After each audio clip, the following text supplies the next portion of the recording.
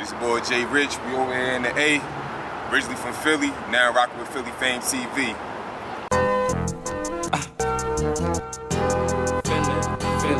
Philly Fame.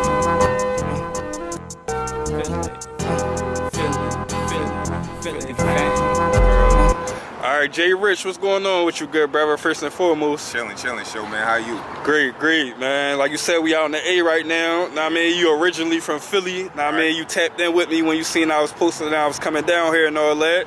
Now, I mean, so I slid up. Now, I mean, you slid up on me, and here we are. Yes, sir. So now, I mean, let's give people a little bit of your story for those who ain't familiar. Now, I mean, let's recap, give them a little brief rundown of your background and all that. So you're originally from Philly. What part of Philly you from? Came up in Uptown. I don't know if a lot of people familiar with Yahuah. I know Cheap Raw, Rocker used to talk about that, but over there, Uptown. Came up there first 18 years of my life. Went to the military for a little bit. After I got out of there, now I'm here in the A. Been here since 2012. Been rocking here ever since. Okay, so you say you from the same block. Yeah, Cheek Roy, Vok made them blocks legendary. Yahuah, and Yahuah and Morton and all that. I mean, over the streets there. Right. So being though you from the same area, you ever come across them? I mean, when you was in the city and all that? I did. I never did. Nah, it's crazy, but small world. I never crossed them though. Right. All right, so you said, I mean, we're gonna get to your story as far as you said transition to being in the military and then coming here to Atlanta and all that. Right. So let's dig a little bit more to your Philly side. So what was your household like and all that? Household, man, just like every other household kind of in Philly, like single mom growing up. Wasn't nothing too crazy, you know, graduated, went all the way to 12th grade or whatnot. Got into little stuff here and there. I was, really wasn't into too much over there, man. I was always like the get money type boy, man. I never wanted to like run with no gangs or try to like run with the crowd. I was always trying to do me, man. Always just trying to get money, improve myself. And you know, you see what I'm in today, man, so I think I'm doing good. Right, yeah, you got the bench, joint and all that, man. All right, so would you ever, like, you know, I know you say you went to the military and all that, so that's pretty, like, positive type stuff for people from the city, you know what I mean, all that. So would you ever in the streets at all, you kept it strictly on some positive type stuff? I'm gonna tell you this little one story, man. I did with that. I tried to hustle for one time. I had a chick I was messing with in North Philly. Dude that gave me some weed or whatever. I tried to get to the chick, knock it off and sell it for me. Ended up getting burnt. I was just like, yeah, the hustle game ain't for me. I'm just like, I need to find some other ways to get money. So another thing a lot of people don't know about me, I do spit, rap, but I also draw too. So I don't know if you remember back in the day, you remember drawing on the side of your Timbs, or you had like the... Oh yeah, definitely. Yeah, so I was good at that. I could draw on the back of your Dickie jacket, draw some cartoon in your Timbs, and I was making a little money off of that. And on top of that, you know, worked at McDonald's or whatever. You still like they cash register. That was another story. They was paying me like $5.25 minimum wage. So I was like, man, I can't live off of that. So, you know, I try to find little ways to make money or whatnot, so I had a little side hustle. Right. Yeah. And then you said after school, you pretty much went to the military. I mean, so speak a little bit on that experience. You know, I'm assuming you went in like when you was fresh out of high school or whatever, like 18, 19, something like that. Yeah, I was 19. And how boy ended up getting me, you know, so after I graduated, right, I was still working at McDonald's, went in the Burlington Coat Factory, man. I was just making like $6.50, and that was back like early 2000s. I'm just like, young boy, I'm just like, man, I need to get out of my house. I'm trying to date, do all this other stuff. I was like, man, I can't be coming home with the moms, trying to do all that. So boy called me in the recruiting office. He's like, yeah, you're a young man, you trying to go to, you want to party, go to Germany, this and that. He's like, man, you'll love it. He sold me on that. So that's how I got to the military. Did my first 3 years over in Germany. And from there, I was hooked. I mean, I liked the lifestyle, the traveling, getting paid, you know, just kind of just see the world or whatever. So after that, I spent about 9 more years saw Virginia, saw Afghanistan, saw Korea. That's about it that I remember right now. But after that, I was just like, man, I can't do no more, man. It was like time for me to get out, do something else. Word. So while you was in there, like, what was your role, your job? Like, what was your, you know, your occupation in the military? I had 2 jobs up in there. I was first I started off called an automated logistics specialist. Basically, you just break down the layman's terms. You just a supply dude. So whatever people need or whatever, they come holler at you. They need equipment, stuff for their weapons, just different stuff like that. Uniform. I was the goal for that. after that, I went over, became a chaplain's assistant, whatever. So if y'all just familiar with chaplains, how they be in the jails, military, and all that, you know, it's like the pastors for the military. So I was just his assistant, doing like I would do like paperwork, set up stuff, little stuff here and there. And so those are my 2 jobs. I've been there for about 9-10 years. All right, so you ain't had to go to war. You ain't had to get in the trenches and fight under there. Now here's the thing, we went over to Afghanistan, right? And so what we had to do, since a lot of people needed counseling over there, me and the chaplain, we'd hop on a helicopter to Black Hawk, fly out or whatever, or we had to ride in up armor SUVs or whatnot. They'd be like in little Suburbans or whatever. So those are the most times that I actually got in the trenches, just riding through the streets in them up armors, because they have what's known as IEDs, improvised explosive devices. Them things go off. They had the up armor vehicle Johns to be like, you ain't gonna get hurt if it explode or whatever, or it's gonna lessen your impact. I ain't gonna say you ain't gonna get hurt, but so that's the most I got to see. We ain't got no firefights and none of that, so I ain't complaining either, man. I came home in one piece, and I'm just glad to be here, man. Right.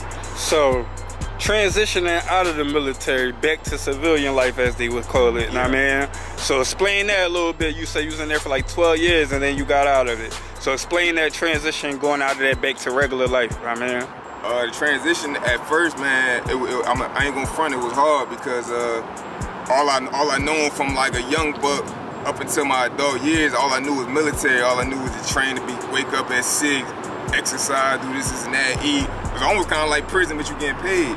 But so the transition was kind of hard. I'm just like, man, what I'm gonna do when I'm gonna get out? And everybody in the military, they always just be like, man, you spent 19 years, go ahead, do the 20.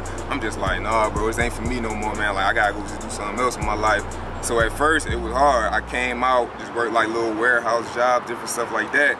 But then after a while, that man kind of like put me onto the game of like, you know, entrepreneurship, just saying like, look, man, you ain't gotta keep working for these people, man. It's just different stuff you can do out here. Like what you doing, show, man. You working the camera, you got Philly fan, you got media, photos, videos. There's other ways you can make money. You ain't got to punch your clock working 9 to 5. So I'm on that same type time now, man. I drive for myself, try to dibble dabble little trades here and there, you know, just little stuff where I can keep myself afloat and I ain't got to depend on nobody. Facts. All right, so I want you to touch on something that you mentioned. You was like, kind of like prison, as far as like your military regimen and your schedule and all that. Right. Just touch a little bit on that, elaborate a little bit, explain like how it's similar to prison in some ways. So I'm gonna tell you how it's definitely like how when I really thought it was like prison, right? When I was over in Afghanistan and I was going to school over there, I remember one time we had to write a paper and I was just thinking, I'm just like, man, what am I gonna write about? And I'm just kind of just looking around. You know how prison got the barbed wires, the walls and everything. And I'm just looking, I'm looking around my surroundings, I'm just like, man, this is literally like, they got us in prison here, man. They trying to say it's for to keep the enemy out. But I'm just like, real talk, it's kind of to keep us in there, make sure we don't go nowhere. The barbed wires, the thick walls and all that, we just locked down, man. You can't do nothing without their command. So you basically locked in on the base once you get there, like you can't move, you can't do nothing. I can't do nothing. Got the barbed wire and all that, similar to how it is in prison where you cannot leave the base without permission. Exactly. They gotta tell you when to eat. Tell you, well, really, you have to tell you when to sleep, or tell you when to eat, tell you when you're gonna get up. All that, I'm just like, they got your whole life on lock, really. Wow, man, that's interesting, man. Yeah. So you transition from that, you back in the world, you say you're doing odd jobs and all that. Right. And then, you know, I see the music, you're doing the music thing and all that. We're gonna touch a little bit on that. Right. And what you do with the music, which I noticed, like, you more so like with the positive messages and all that. Your music, like, man, some of the genres I heard was based on, like, you giving a message from like a perspective of a Hebrew Israelite. Know what I mean? Correct me if I'm wrong. Know what I mean? If I'm off on that. So okay, so what we do, we actually call Yehudi, which really, as everybody know, they know it as Jews or whatever, but it wasn't no J until later on. Like the French gave us the J, so we Yehudi, which they know as Jews. A lot of people probably will mistake us for Hebrew Israelites, but the kind of message that I give, like you say, positivity, a political message type, get it on your own type, you don't need nobody else. And I try to get a message like where I came from in my life and where I'm at now. Try to just give people a different perspective, because you know a lot of times people rap about the same stuff that they do, whether it be women, cars, jewelry. And one time I wasn't all that stuff. I just try to give people a different perspective to be like, hey, you can do that, or you can also do this as well. Like, it's up to you. Right. Now I want you to elaborate on the like you said, people, like you said, y'all call yourself Jews, Yehudi, and people mistake y'all for Hebrew Israelites, right, who also call themselves Jews. Right. So explain the difference, because I ain't too familiar and I never really heard of that. So explain the difference, like what's one of the things that would separate y'all from them? Man, that had to be a whole nother video show, but I think basically what I can say is really going to be on a doctrinal basis. A lot of stuff that they'll do, we won't practice, and a lot of stuff we'll probably do. They probably look at it and be like, nah, like we not rocking with it. That would just have to be a whole nother segment in itself. The reason that a lot of people kind of get us, they think that we're familiar, whatever. We'll say the same names. Like you might hear me on the song, might say Yahuah, or just different stuff like that. We'll use similar names, but it'll be different. It'll be just different doctrinal differences that it had to be a whole other video to even touch on. So do y'all use a different Bible? Because I know they use like the King James, was it 1619 edition or something like that? 1611. 1611, right? Yeah. So do y'all use that Bible, or y'all use something different? So how we rock, we do use the King James, but at the same time, which a lot of people know out there too, that same King James book was used to keep people enslaved, especially our people. So we take that book, and we also take other references too from older scripts and kind of compare and match up. Because if you just go by that book alone, man, you just end up just another slave in captivity. So we do use that book, but we don't take everything for it as face value, because we know people that added stuff to it. They use that to enslave our people back in the day. So you can't just trust it all the way. You got to kind of compare and contrast with older writings and whatnot. Okay. So what would be your overall message? Because I'm assuming, and you correct me if I'm wrong, that if y'all like similar to them, but y'all have y'all differences, I would think that y'all kind of believe that black people are the original Jews as well. Do y'all believe that, or does it sound different? So this is how I kind of put it, show. We will say that, I'll put it like this: people that in the book, it has been fulfilled that people that came coming over through the slave trade, like if you came over and got put in slavery, some of them will be, but we can't confirm because everything's been so mixed up and messed up from slavery, getting raped by masses. We don't know who's who really. So really, we kind of go off of what people would call faith, but we call it Amunah. It's our belief to be like, okay, we tied to it because we believe this is what he prescribed for how it to happen. So it's more about our belief more than just off of like color and a race, if that makes sense. Kind of just to make it short though. All right, I got you. I follow. All right, so let's touch on the music part. Like I said, you give a lot of these information. You speak with this message in your music. So speak a little bit on like how long you've been doing it. Tell people some of the projects, songs, videos, whatever you've been doing with the music. Give them the whole rundown. All right, so let me actually kind of start back, man. I've been rapping since like 16, man. To kind of just give like a little brief rundown. Remember just sitting at the lunch table, they used to beat on the table. We just all just come in and cypher. That's when I first started rapping. If people remember cannabis out there, that's when that whole scientific rap was in play. So that's when I've been rapping. When I'll tell you when I transitioned over to how I am now. Probably been since 2016 or whatever. First project I ever dropped was called Court in Session, and that's when I kind of moved over to a more positive, consciousness, religious type rap. And from there till now, if you just go on my Instagram, which I'll plug in at the end, you kind of find like little stuff that I got on there. That was the first project I put out, was Court in Session. Next project I'm looking to put out is All I Got. And y'all can't see it right now, my brother just walked up. I got a project coming out with him that's gonna be called Rich Cookies. That's my brother over here, right here. You're in the cut with it, yeah. Yeah, so that's actually gonna be the next project that come out. I'm gonna make sure I definitely post that on the gram once we do that. Look for that in about 2 months. That's gonna be hot. Okay, cool. So on that note, go ahead and plug like all your social media and all the outlets where they can find your music, videos, whatever you got out right now. All right, so I'm gonna tell y'all this now. I'm bad with the social media. I'm trying to get better. I'm old, and I'm 37, so the social media stuff is kind of still new to me. On my Instagram, you can find me rich_life. That's LYFE_Zamara, ZAMARA. Rich_life_Zamara.